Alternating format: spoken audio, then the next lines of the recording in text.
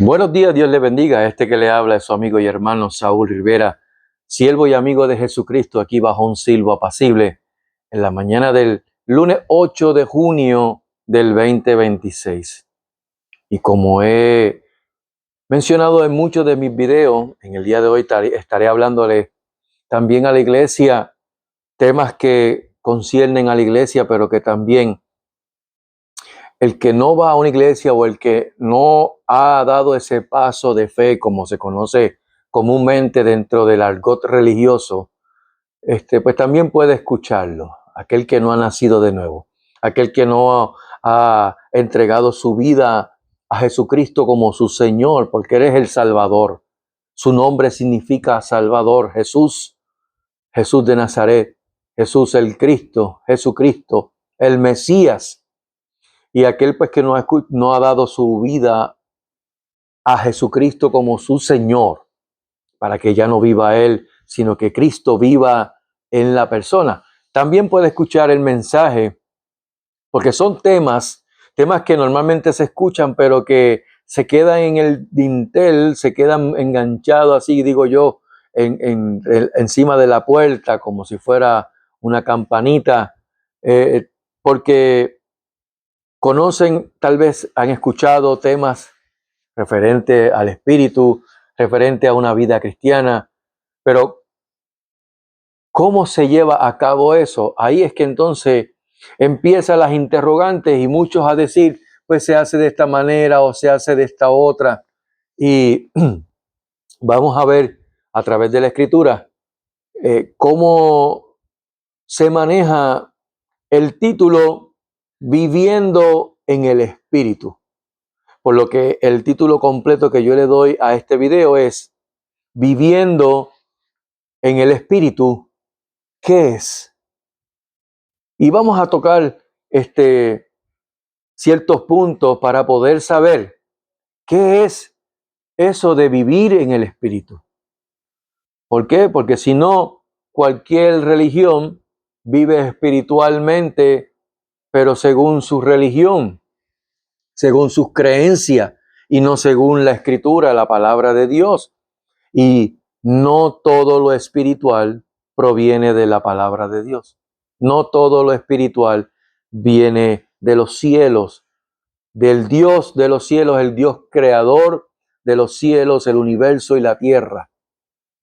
Por lo tanto, ¿qué es eso, vivir en el Espíritu? Para eso, acompáñame a la Escritura y vayamos a la carta del apóstol Shaul, Pablo. Tú lo conoces por Pablo, ese es el sobrenombre de él. Su nombre es Shaul. Y es esta carta a la iglesia en Roma, Italia. Carta a los Romanos capítulo 8, verso 1. Y dice la Escritura, a la gloria del Padre, del Hijo y con la comunión de su Santo Espíritu. Ahora pues ninguna condenación hay para los que están en Cristo Jesús. Los que no andan conforme a la carne, sino conforme al Espíritu. Es un texto que la inmensa mayoría de la cristiandad ha escuchado, ha leído y tal vez han hecho hasta estudios bíblicos con respecto a eso. Pero antes de hablar sobre qué es vivir en el Espíritu, pues debemos saber que el apóstol Shaul, Pablo, escribió antes de ese capítulo 8, las cartas que el apóstol Shaul, Pablo, escribió no tenían ni capítulo ni versículo. Son cartas. Se han agrupado en capítulos y versículos para que se haga más fácil el buscar, ¿verdad? Poder buscar en las páginas a dónde nos vamos a dirigir como tal. Pero antes de escribir lo que está escrito en el capítulo 8, identificado como el capítulo 8 de Romanos, en los capítulos anteriores, o sea, al principio de la carta, el apóstol Shaul describió la condición humana sin Dios. Y el primer capítulo, uno de los capítulos más fuertes y contundentes, digo yo, en la descripción del ser humano sin Dios es el capítulo 1 de la carta a los romanos o de la carta a la iglesia en Roma. Y no importa si es por parte de los judíos o por parte de los gentiles, en aquel entonces los griegos y cualquier otro pueblo o tribu o nación o etnia que estuviese alrededor.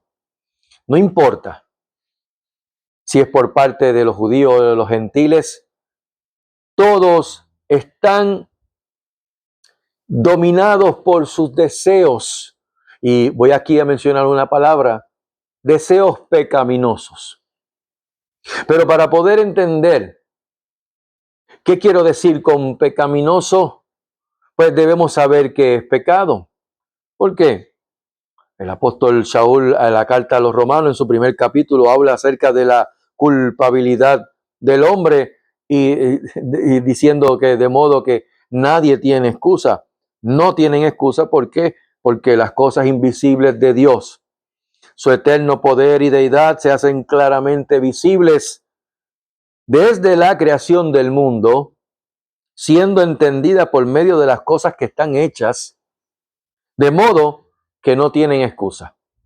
Así que no puede el ser humano decir, no, yo no creo en Dios, no existe un Dios, porque es que al mirar la naturaleza, mirar los árboles, las montañas, los llanos, las flores, ver los animales, los pájaros, diferentes pájaros, aún viendo su propio cuerpo. Y el que conoce un poco más de la anatomía del cuerpo, viendo cómo cada célula, cada parte del cuerpo está bien determinadamente definido para funcionar de modo que el cuerpo funcione simultáneamente como lo hizo el Creador. De modo que entonces pues no tiene excusa. Así que para poder definir qué son deseos pecaminosos, debemos entonces poder entender, saber qué es pecado. Porque el pecado no es un espíritu que te posee. A veces tienden en la cristiandad se tiende a creer como o llamar el pecado como si fuera un ente, algo que se te mete por dentro y es un espíritu que te controla. No, no es un espíritu. Es algo que está en tu interior y que está por naturaleza. Y la Biblia, la Escritura, la palabra de Dios nos dice que por un hombre, el primer Adán, el pecado vino a toda la humanidad, vino a todos. Romanos 5:12, lo podemos leer rapidito. Por tanto, como el pecado entró en el mundo por un hombre y por el pecado la muerte, así la muerte pasó a todos los hombres por cuanto todos pecaron. Y cuando digo Adán, no es para pensar Adán como un nombre propio, como si fuera identificando a Saúl. Mi nombre es Saúl, en hebreo Shaul. Así que cuando digo Adán, ese primer hombre, Adán, no es que tenía ese nombre él, sino que Adán significa hecho de tierra, ser humano, no un ser animal. Entonces, cuando leemos Romanos capítulo 5, verso 12, dice que por tanto, como el pecado entró en el mundo por un hombre, por un Adán, y por el pecado la muerte, así la muerte pasó a todos los hombres por cuanto todos pecaron. Por lo que al decir pecado, pecar, pecaminoso, debemos tener presente que no se trata de cosas como la persona a veces tiende a entender o pensar, de cosas como matar, robar, adulterar, fornicar, mentir o cosas semejantes, porque eso no lo puedo definir como pecado, aunque está dentro de la definición de pecado. ¿Por qué no lo puedo definir así? Porque eso es consecuencia del pecado. El pecado lleva a muchas personas a fornicar, a adulterar, a robar, a matar, a mentir. You name it. Pon adjetivos negativos. Pero eso son consecuencias del pecado. Pecado simple y llanamente es desobedecer a Dios, desobedecer a su palabra. Punto. Pero fíjense cómo lo voy a decir. Es tan simple, pero a la vez tan mortal. ¿Por qué? Por cuanto todos pecaron, están destituidos de la gloria de Dios. Por el pecado la muerte, y la muerte pasó a todos los hombres por cuanto todos pecaron. Y la paga, el saldo, el salario, la retribución por el pecado es muerte. Dice en Romanos capítulo 3, verso 23, que por cuanto todos pecaron están destituidos, quitados de la gloria de Dios. Y Romanos 6:23 menciona que la paga del pecado, ese salario, esa retribución por el pecado, es la muerte. Y por cuanto todos pecaron, están muertos espiritualmente. Así que es simple. Pecado es desobedecer a Dios, pero es mortal porque te lleva a la muerte. Las consecuencias, todo lo que mencioné: mentir, fornicar, adulterar, robar, tomar lo que no es de uno, querer engañar, codiciar la mujer de su prójimo, porque adulterar no es cometer el acto como tal, eso es fornicar. Pero Jesús dijo, porque dice que la ley dice, no codiciarás a la mujer de tu prójimo, eso es adulterio.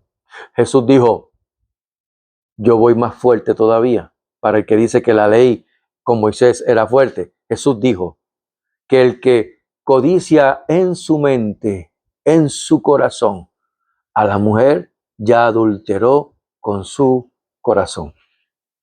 Así que, por si acaso, la Biblia nos dice que ninguna condenación, Romanos 8:1, ninguna condenación hay para los que están.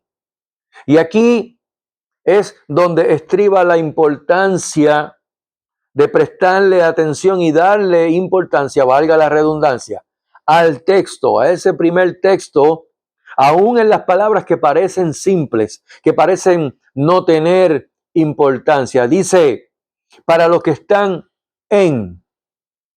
Y esta preposición en, he dicho en otras ocasiones, en muchos de mis videos, o en casi todos de mis videos, que es de suma importancia, que es vital, que es de vida o muerte el ignorar esa preposición en dentro de la escritura, porque lo que sigue del texto es que es en Cristo Jesús. Y aquí tengo que hacer una aclaración, no a la escritura, porque la escritura, la Biblia, la palabra de Dios es infalible, sino hacer una aclaración a la mente humana. Porque no es que yo piense que soy salvo porque soy miembro de una iglesia, me hice miembro, o porque en un momento me sentí aludido por mi conducta desenfrenada y que se puso al descubierto. No. O como para apaciguar mi culpa, pues déjame entonces ir a una iglesia para estar bien con Dios, obedecer lo que me dicen, llevar a cabo lo que me dice en la iglesia los ancianos, los líderes, y de esa manera estoy en paz con Dios, estoy a la par, ya saldé cuentas con Dios. No, eso es religiosidad. Y créeme que hay muchos religiosos en la iglesia. Porque para yo saber que soy salvo, debe ocurrir algo en mi interior, en mi corazón.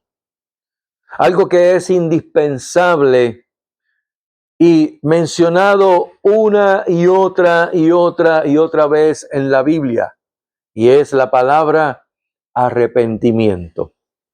Y me he tomado un tiempo para poder hablar, 15 minutos para poder hablar de esto, antes de comenzar con el tema de viviendo en el Espíritu. ¿Por qué? Porque si no conoces, primero, qué es pecado; segundo, quién es y quién no es cristiano; quién tiene y quién no tiene el Espíritu de Dios. Si no conocemos eso, entonces tenemos que empezar por el principio. Así que me he tomado el tiempo para que también los que hayan visto o estén viendo, que no son creyentes, que no han dado esa experiencia, no han tenido esa experiencia de comunión, intimidad con Dios, con Jesucristo, con su Espíritu Santo, pues puedan entender que tiene que primero pasar algo en tu vida, en tu interior, en tu corazón, y es el arrepentimiento. ¿Y cómo así?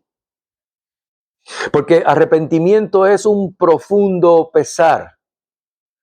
Es un profundo pesar por haber vivido a espaldas de Dios, a espaldas de su palabra, haber vivido a espaldas de la Escritura, la Biblia, y viviendo como lo dicta el mundo, como me lo dice el mundo, como me lo dice el sistema, como me lo dicen los influencers, como me lo dicen los TikTokers, como me lo dicen todos excepto la Biblia, la Escritura, la palabra de Dios.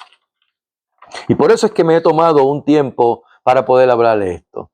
El apóstol Saúl, tú lo conoces por Pablo, confrontó la ignorancia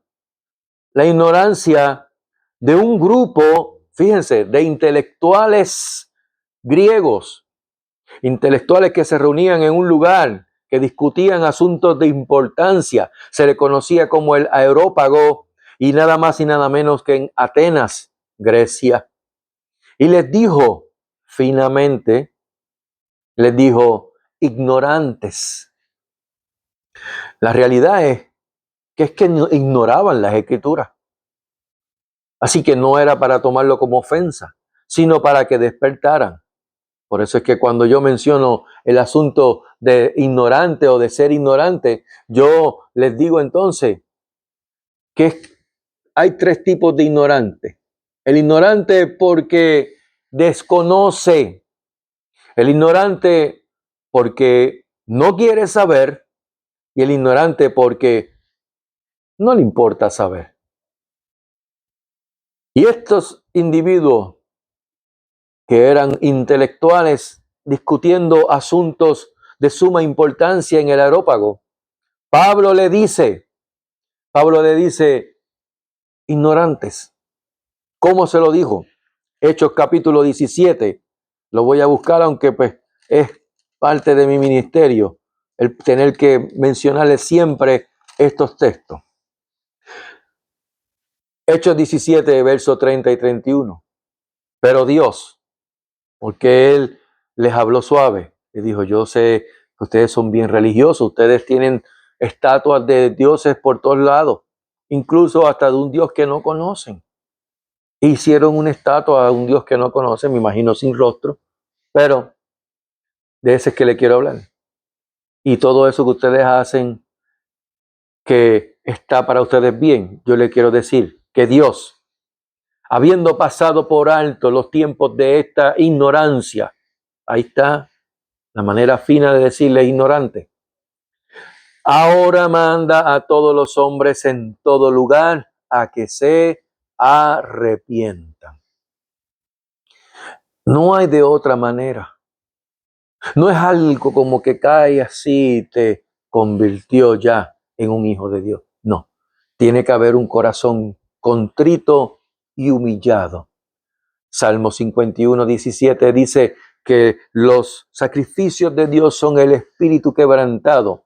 Al corazón contrito y humillado no despreciarás tú, oh Dios. De modo que tiene que haber un arrepentimiento de corazón. Y le dice, ahora manda a todos los hombres en todo lugar a que se arrepientan, por cuanto ha establecido un día, al cual juzgará al mundo con justicia por aquel varón a quien designó, dando fe a todos con haberle levantado entre los muertos. ¿Por qué dando fe a todos? ¿Por qué? Porque frente a miles, a cientos, tal vez 500 aproximadamente, o más de 500, le dio testimonio de haber resucitado de entre los muertos. Así que no fue solamente a los apóstoles, no fue a los 120 que estaban, a más de 500. Así que dio fe a todos con haberle levantado de entre los muertos. La importancia es que ahora Él manda a que se arrepientan. Y es que, pues, no puedo hablar de cómo vivir en el Espíritu si la persona, o más bien, en la persona, en ti, si en ti no ha ocurrido dos cosas en tu vida. Y la primera es lo que le acabo de mencionar, arrepentimiento. Y arrepentimiento no es lo mismo que remordimiento. El remordimiento fue lo que llevó a Judas Iscariote, uno de los discípulos de Jesús. Lo llevó a ahorcarse, ¿por qué? Por la culpabilidad de haber vendido al Maestro, a Jesús, por 30 monedas de plata. Y eso no es arrepentimiento. El arrepentimiento no te lleva al suicidio. El remordimiento sí. En cambio, fíjense lo que es el arrepentimiento. Porque el arrepentimiento llevó a uno que negó al Maestro, a Jesús, no una vez, sino 3 veces. A Pedro, Simón, Pedro, hijo de Jonás. Y lo llevó a llorar amargamente luego de negarle 3 veces. Y fue el mismo que tiempo más tarde, predicando de Jesucristo, ahí como 3,000 personas vinieron a los pies de Jesús. Hubo una transformación por parte de la palabra que el apóstol Pedro le habló acerca de Jesús a esos que estaban frente a él, al punto que los llevó a una convicción de pecado y preguntarle, ¿qué haremos? ¿Qué haremos? ¿Qué tenemos que hacer, Pedro, para poder ser salvo? Y Pedro le dice las palabras que se mencionan en el capítulo 3 de Hechos, cuando dice, arrepentíos y bautícese cada uno de vosotros en el nombre de Jesucristo para perdón de pecados y recibiréis el don del Espíritu Santo. Y que en otra ocasión le menciona, arrepentíos y convertíos para que sean borrados vuestros pecados, para que vengan de la presencia del Señor tiempos de refrigerio. Por lo que reducir, o más bien, no podemos reducir la salvación a una mera decisión por una emoción que tuvimos en un momento dado en X o Y congregación o por la predicación de alguien. No, no. Tiene que haber un arrepentimiento, un profundo pesar en nuestro interior por haber vivido a espaldas de Dios. Cuando eso ocurre en tu vida, amigo y amiga, iglesia igualmente, cuando ocurre el arrepentimiento de tu interior, se va a producir un anhelo de confesar a Jesucristo como tu Señor. Y aquí tengo otra vez que detenerme, porque se escucha mucho desde los púlpitos o tal vez los podios, porque algunos no le quieren llamar púlpito, le quieren llamar podio, tarima. Se escucha a la mayoría de las iglesias, por no decir a todas, acepta a Cristo como tu Salvador. Pero tengo que decirle que la Biblia, la Escritura, la palabra de Dios, no dice que aceptes a Cristo como tu Salvador. Dice Vamos, mira lo que dice. Vamos a Romanos nuevamente. Capítulo, no 8, capítulo 10. Otro texto bíblico que uso en mi ministerio, en mis mensajes. Hechos capítulo 10, verso 8 al 10. Dice, mas, ¿qué dice? Cerca de ti está la palabra, en tu boca y en tu corazón. Y esta es la palabra de fe que predicamos. Que si confesares con tu boca que Jesús es el Señor, fíjese que no dijo Salvador, Señor, y creyeres en tu corazón que Dios le levantó de entre los muertos, serás salvo. Porque con el corazón se cree para justicia, mas con la boca se confiesa para salvación. ¿Qué confiesas con tu boca?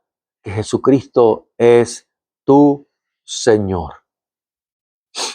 La confesión que se produce de nuestro interior es la de Jesucristo como kurios en el griego. Kurios, que significa Señor, no Salvador.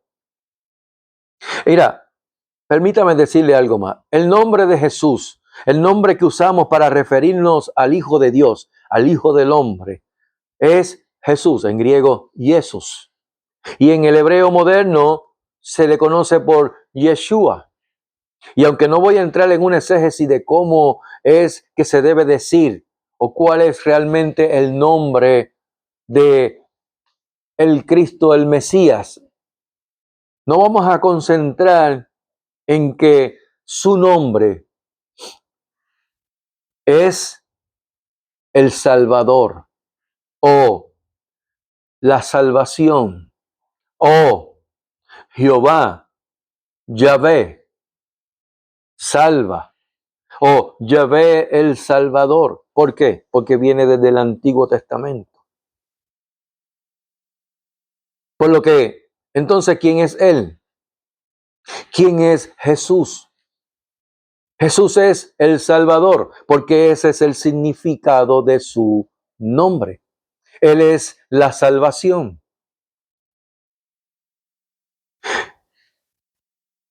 Pero ¿salvación de quién? ¿De unos pocos? Bueno, vayamos entonces a la Escritura, Juan 3:16.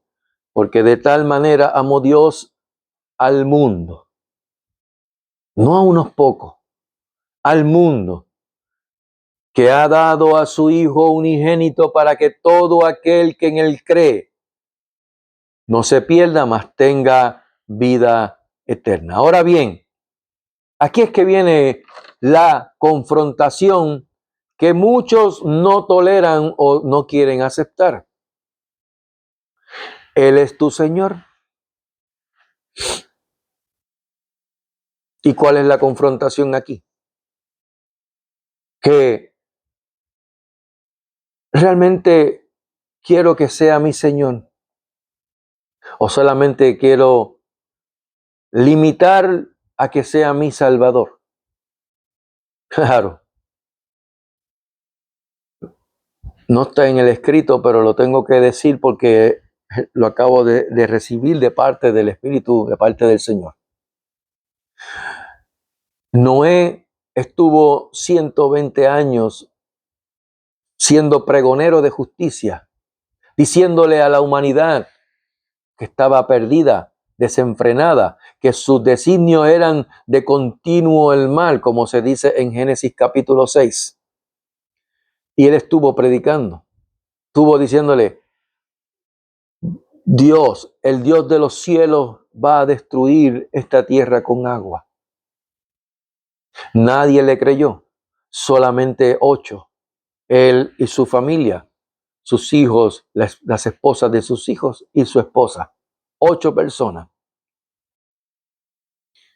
Ahora, ¿qué piensas que ocurrió cuando empezó a caer la lluvia y empezar el agua a subir de nivel, lo cual era algo imposible? ¿Por qué? Porque la tierra en aquel entonces se suplía del riego de la humedad del rocío que caía y así las plantas se alimentaban de agua. No podían entender que los ríos, que los mares, que todo estuviera saliéndose de su cauce. Así que piensen qué hubiese ocurrido cuando eso comenzó. Todo el mundo entonces se agolparía hacia dónde, hacia el arca, y tal vez empezara a tocar desesperadamente: ábreme, sálvame. Claro, tenían ahí a la salvación. Era el arca, el medio de salvación. Hoy el arca es Cristo y Él es el Salvador del mundo. Pero Él determinó de que sea tu Señor, para que ya no vivas tú, no te gobiernes tú, sino que se gobierne el Señor en ti. Y voy a ir adelantándome un poquito, porque voy a tener que grabar esto en varios videos, porque es bastante el contenido. Pero quiero darle unas palabras para terminar esta grabación. Cuando el apóstol Shaul Pablo habló de que cerca de ti está la palabra, es porque él estaba mencionando lo que dijo Moisés en Deuteronomio capítulo 30. Cerca de ti está la palabra. Pero antes de eso, cuando mencioné de por qué no simplemente a Jesús como mi Salvador, y es porque esas y otras más preguntas, es que el punto de que Jesucristo sea tu Señor es confrontador. Porque nuestro orgullo, eso que domina a muchos, en nuestro orgullo no queremos que nadie nos gobierne. Porque al decir que Jesús es mi Señor, me hace sentir, según dicen muchos o piensan mucho, aunque no lo quieran decir, me hacen sentir como que soy como un esclavo, como un siervo, y que me rebaja mi estatus entre otras personas. Y présteme mucha atención a lo que les diré. El asunto es que para esto Cristo murió y resucitó y volvió a vivir, para ser Señor así de los muertos como también de los que viven. ¿Dónde está eso? Romanos capítulo 14, verso 9. Dice, pues, porque si Cristo, el asunto principal, para esto murió y resucitó y volvió a vivir, para ser Señor así de los muertos como de los que viven. ¿Y sabe por qué? Porque Dios también le exaltó hasta lo sumo y le dio un nombre que es sobre todo nombre, para que en el nombre de Jesús se doble toda rodilla de los que están en los cielos y en la tierra y debajo de la tierra, y toda lengua confiese que Jesucristo es el Señor, para gloria de Dios Padre. Y fíjense que aquí, cuando leí Romanos capítulo 10, verso 8 al 10, que dice, cerca de ti está la palabra en tu boca y en tu corazón. Y esta es la palabra de fe que predicamos. Pablo estaba citando lo que Moisés le citó o le dijo en Deuteronomio capítulo 30, verso 14, y que Dios mismo se lo dijo a él para que él lo hablara al pueblo. Deuteronomio capítulo 30, verso 14. Mira lo que dice: porque muy cerca de ti está la palabra en tu boca y en tu corazón para que la cumplas. Verso 15. Mira, yo he puesto delante de ti hoy la vida y el bien, la muerte y el mal. Verso 19. Para no leer todos los demás, pero pueden leerlo. Verso 19 de Deuteronomio capítulo 30. A los cielos y a la tierra llamo por testigo hoy contra vosotros, que os he puesto delante la vida y la muerte, la bendición y la maldición. Escoge pues la vida para que vivas tú y tu descendencia. Yo he puesto delante de ti hoy la vida y el bien, la muerte y el mal. A los cielos y a la tierra llamo por testigo. Escoge. Aquí va a ir en contra de lo que muchos piensan. Dios le dijo al pueblo de Israel, no, yo no estoy diciendo que ustedes van a hacer lo que yo digo sí o sí obligado.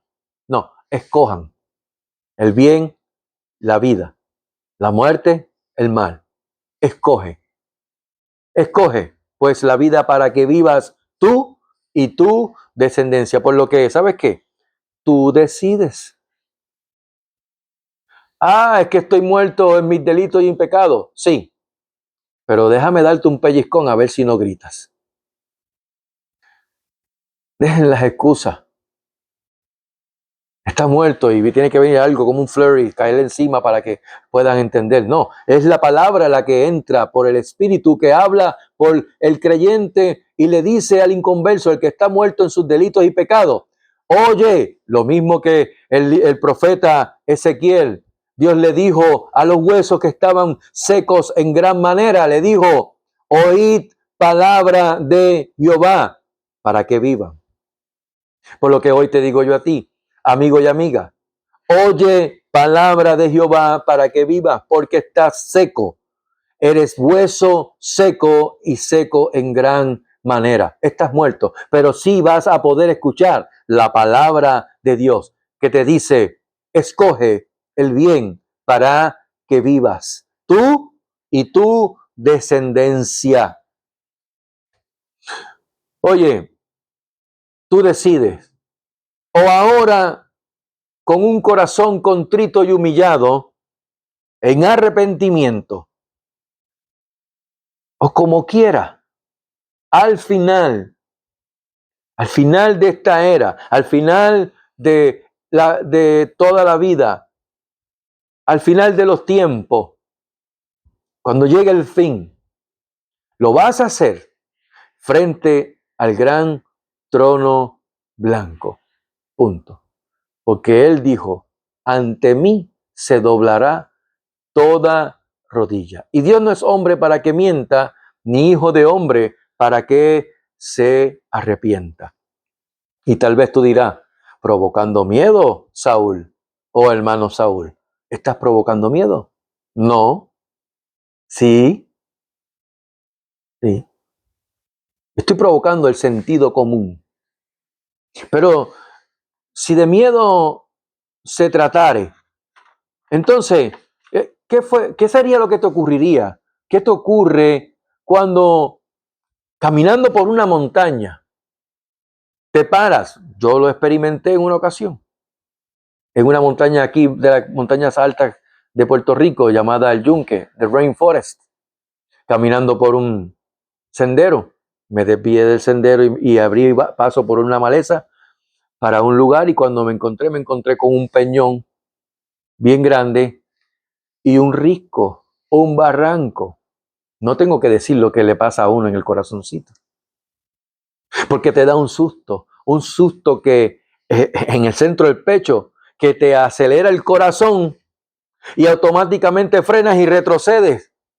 ¿Para qué? Para no caer. Y si de ese miedo se trata, pues sí, estoy provocando miedo. Miedo que es más tu amigo que tu enemigo. ¿Para qué? Para que frenes, retrocedas, no caigas en la condenación y vengas a los pies del Señor, en el cual hay vida y vida en abundancia. Y ese es el miedo que intento provocar, el que te lleve al sentido común, porque Dios no hizo robots, hizo personas para que piensen, analicen, evalúen. Dios te los dijo, se lo dio al pueblo de Israel. Le pongo el bien, la vida y el bien, la muerte y el mal. Escoge pues la vida para que vivas. Si no lo escoges y escoges lo otro, ya sabes entonces lo que vas a recibir, la muerte. por cuanto todos pecaron, están destituidos de la gloria de Dios. Y es el sentido común que estoy tratando de estremecer, que te conviene al 100%, yo diría al 101%, de que haya arrepentimiento en tu interior y que confieses a Jesucristo como tu Señor. Recuerda, su nombre Jesús es Salvador. Así que Él, el Salvador del mundo, quiere que Él sea tu Señor. Dios no puede ser burlado. Él conoce cada corazón y cada pensamiento. Que Jehová les bendiga y les guarde. Que Jehová haga resplandecer su rostro sobre ustedes y tenga de ustedes misericordia. Que Jehová alce sobre ustedes su rostro y ponga en ustedes shalom, paz. Próximamente estaré grabando la continuación de este mensaje viviendo en el Espíritu, que es, porque todavía no he entrado en ese tema. He dado un compendio o más bien una introducción. Esta grabación, estos 40 minutos, ha sido para que reflexiones, dar a tu sentido común, de que reflexiones a una vida en el Espíritu. Próximamente comenzaremos entonces a hablar acerca del Espíritu. Dios te bendiga. Shalom.